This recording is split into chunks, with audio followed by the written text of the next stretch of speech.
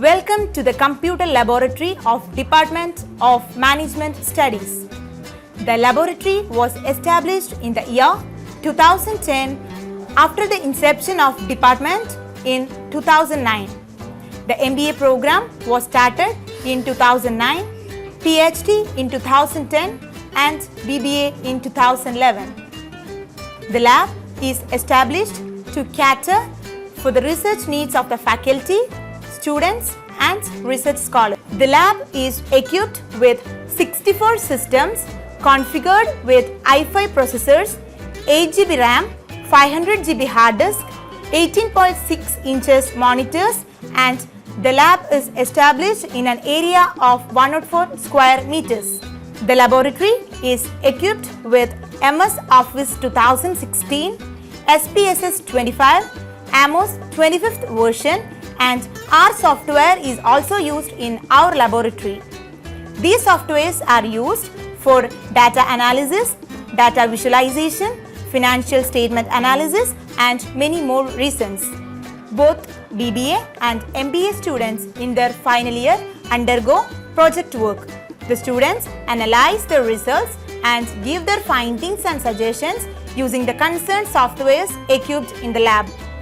Also, the scholars and faculty analyze their data and bring out the results for their research publications. Till date, the department is able to publish 26 papers from students, 253 research papers from the faculty, and 52 research papers from scholars. The department is also able to publish in high-indexed journals such as International Journal of Quality and Reliability Management with H index of 84, Financial Innovations with the H index of 18, and Indian Journal of Marketing with H index 10, and many more.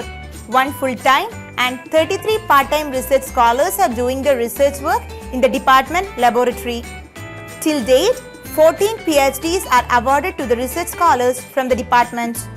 In the last 5 years, department organized 4 workshops on business research methodology and also organized 4 national level conferences and 1 international conference. The department has also conducted 5 webinars on various topics by using this laboratory. Let us now view the functioning of Statistical Package for Social Sciences SPSS 25. Dear all, very good morning. The Department of Management Studies is using highly sophisticated softwares in our department. Among them, SPSS, Statistical Package for Social Sciences, is considered to be one of the important softwares.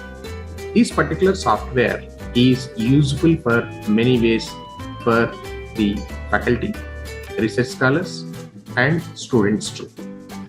Today, I am going to explain how this software is useful for the data analysis. You consider one of the example where one researcher has been come up with one research gap and they prepared a conceptual model. The title of this particular research work is Investors' Perceptions Towards Risk Assessment and Investment Decisions in the Indian Commodities Market. It's an empirical analysis with reference to the capital region Andhra Pradesh. For this particular study, the independent variables are considered as price risk, quantity risk, market risk, regulatory risk. And the moderating variable is risk perceptions. And the dependent variable is risk assessment. And further, the study carried out that this risk assessment will lead for the investment intentions. In order to perform this particular study, the researcher collected the samples, the required samples for this particular study through a structured questionnaire. With the help of this structured questionnaire, the researcher is able to draw the samples of 879. So these 879 samples are placed in SPSS file. Initially, if you can see, the SPSS file will be like this. It consists of 2 aspects. One is data view and the second aspect is variable view. If you can observe, the variable view, as the name says, Here you can observe all the variables which was taken for your study. So the demographic factors like gender, age, marital status, education, to all the other variables which were proposed for your study has been considered, and the data variables were placed in the file. And the data view is like this, where the responses are kept in such a way, if you can see, all are considered to be numerical values. Why to take the numerical values? Means, see, the data will be coded into the numerical values in SPSS, because SPSS may not understand what is male and what is female, but the coding which is required, where male is coded as 1 and female is coded as 2 for this study. And if you can see the age also, the example, 1 is meant for 25 to 35 years of respondents who are falling under this particular age group. Number 2 means 35 to 45 years. Number 3 means 45 to 55 years. And 4 means greater than 55 years. See, in such a way, the data will be codified in SPSS file, and now this particular file is ready for the analysis with all the proposed questions in the variable.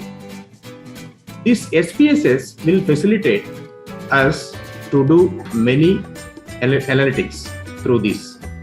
The important aspects are descriptive statistics. Under descriptive statistics, the researcher is able to conduct the frequencies, means the frequency measurements. If you can see this example, so select the frequencies, and the descriptive statistics have been taken. Select all the variables which are required for this study.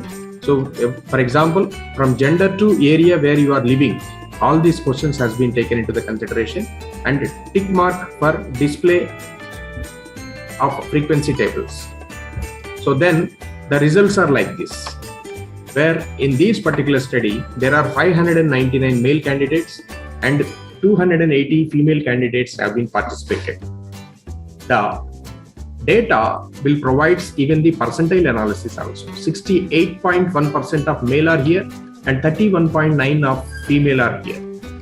And for all the aspects, gender, age, marital status, educational qualification, monthly household income, occupation, where the area where you are living, all these has been captured, and the analysis will be like this. In such a way, this SPSS will gives you a precise analysis. This is all falling under the descriptive statistics, means the percentile analysis you can consider. And if you can look at the means, comparing the means, here you can conduct the means test like one sample t-test, independent sample t-test, paid sample t-test, and the one-way ANOVA also can be conducted here. And the other aspects like the dimension reduction, factor analysis. This is one of the important aspect for the marketing studies. Under factor analysis, the factor analysis will be like this, where all the proposed variables in your study will be taken into the consideration. Let me say in our study, the model has been started from price risk.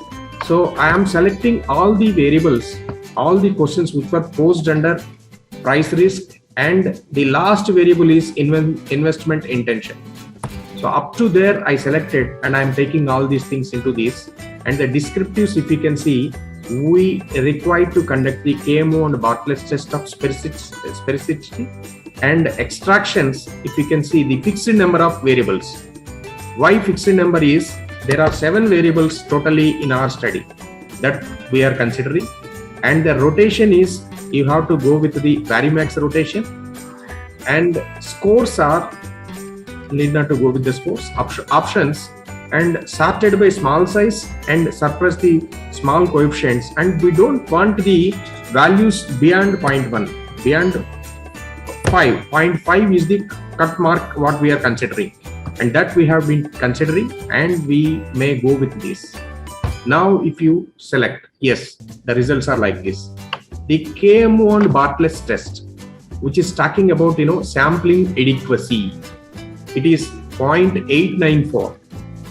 0.894 means the data is adequate up to 89%.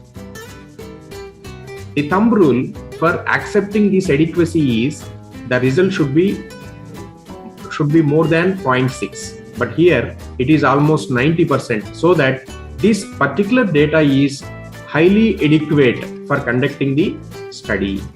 And then the other aspect here is total variance explained in the model.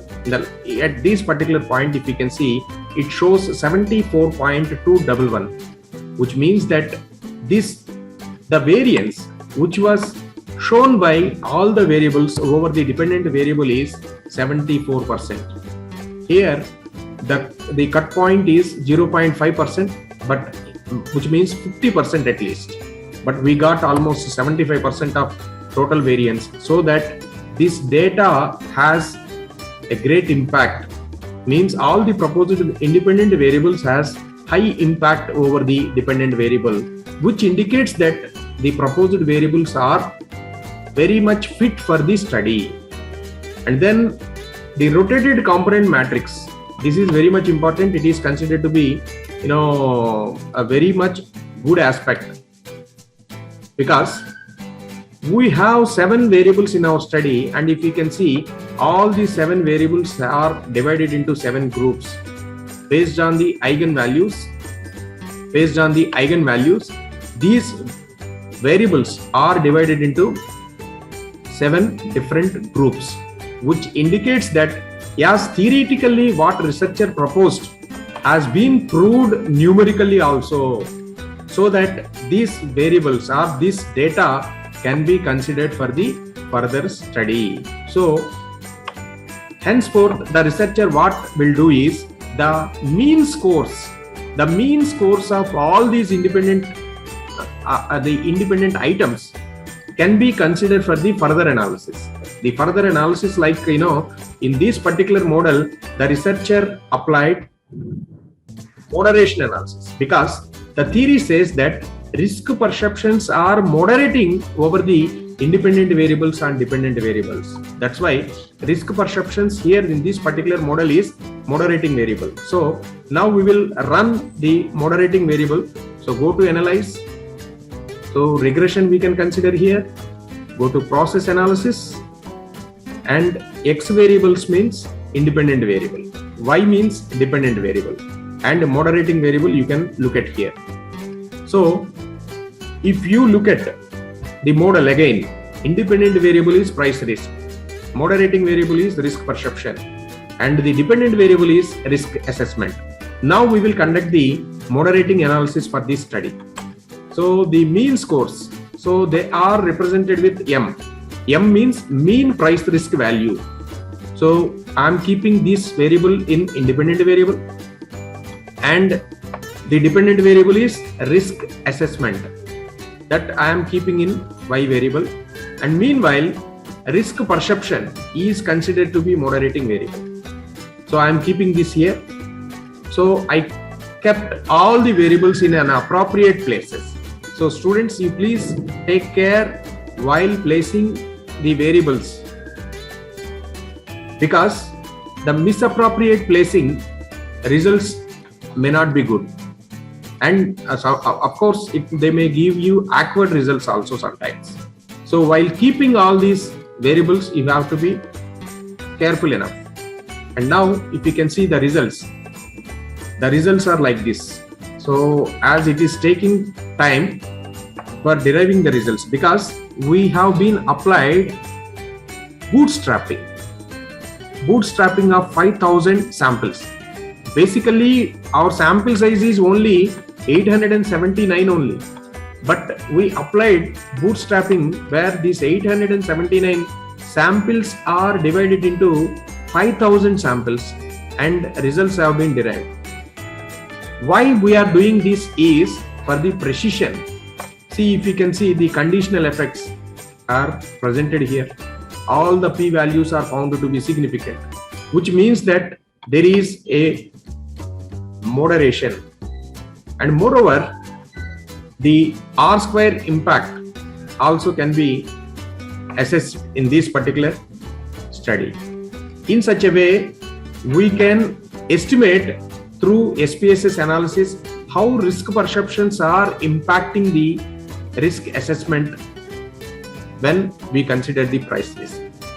In such a way, for all these independent variables, you can conduct the moderation analysis and the results can be derived.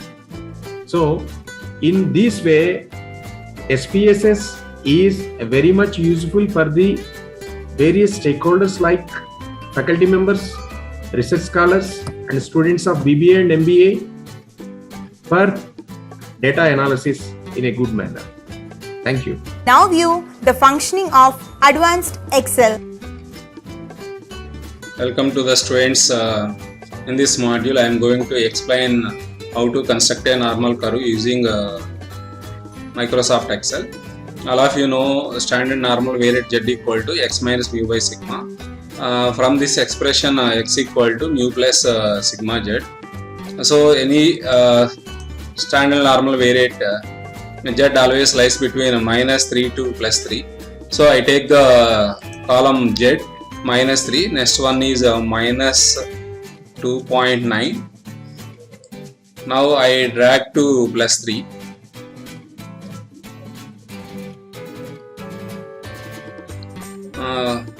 Because the standard normal variate generally it is lies between minus 3 to plus 3.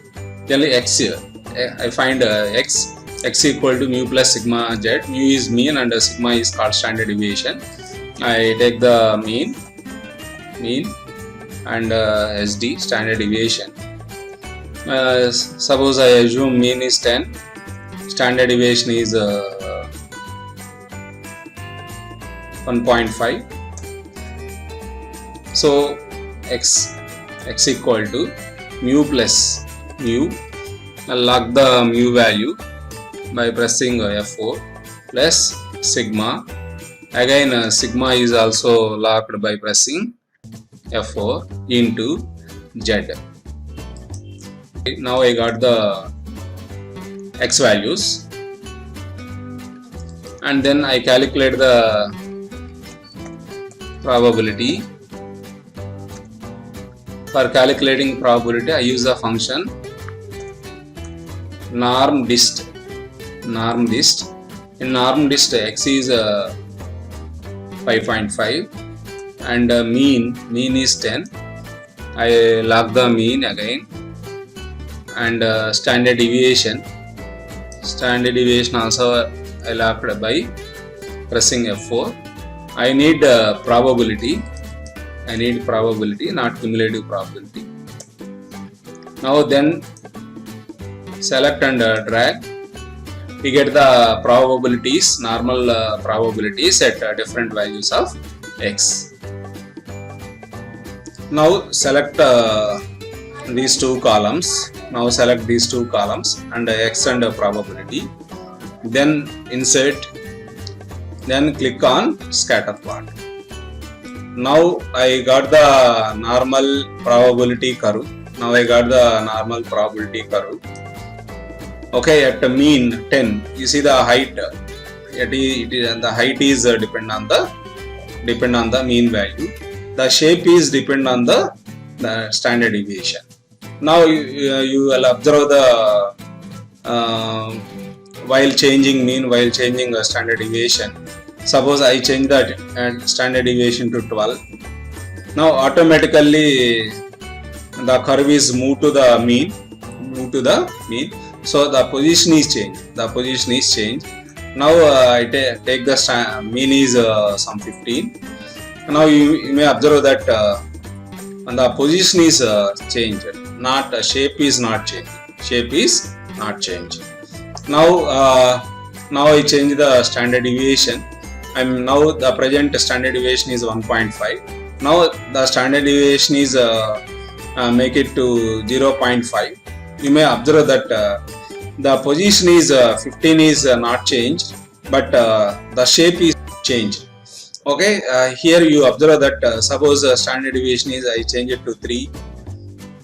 So the shape is automatically changed. Position is not changed. here is position is mean, highest is at mean, but the shape is changed. So the mean is changed, okay, the position is changed, and the standard deviation is changed, the shape of the curve is changed. Suppose now I change it to 5, so the spread is increasing. You observe that the shape is decreased by standard deviation, the position is changed by the mean. Okay, I think you understand the importance of mean and standard deviation on the normal probability curve. Thank you everyone. Thank you for listening. Thank you very much.